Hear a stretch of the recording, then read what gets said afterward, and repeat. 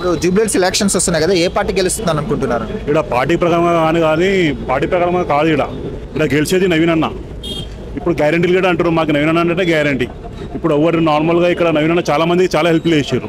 అది ఎవరు చెప్తలేరు. నార్మల్గా చేసిన ఇప్పుడు ఎవరైనా సాగులు అయితే వాళ్ళకి 10 వెళ్ళడం కానీ, పిల్లల స్టడీ కోసం ఎవరికైనా ఇబ్బంది ఫైనాన్షియల్గా ఉంటే వాళ్ళకి హెల్ప్ చేయడం కానీ, పెళ్ళిళ్ళైన వాళ్ళకి కూడా హెల్ప్ చేయడం కానీ, అది గ్యారంటీ ఉన్నా లేకపోయినా నవీన్ అన్న అంటే ఒక గ్యారంటీ. ఇక్కడ అందరికీ మా బస్తీలో కానీ మా కాన్స్టిట్యున్సీలో కానీ ఒక గ్యారంటీ. ఇలాంటి మనిషి గెలిస్తే ఇంకా చాలా బాగా చేస్తుంది మాకు నమ్మకం. ఇంకా అందరం అయితే వన్ సైడ్ నవీన్ అన్ననే అనుకుంటున్నాం. మేమైతే పార్టీ ప్రకారం కాదు, మేము నవీన్ అన్న మనిషిలో నవీన్ అన్నకి. నవీన్ యాదవ్ గారు గెలుస్తారు అంత ధీమాగా ఎందుకు చెప్తున్నారన్న మీరు? అంటే 15 సంవత్సరాలుగా ఆయన పోటీ చేస్తున్నారు కానీ ఇప్పుడు గెలవలేదు. ఈసారి గెలుస్తారని అంత ధీమాగా ఎలా చెప్తున్నారు మీరు?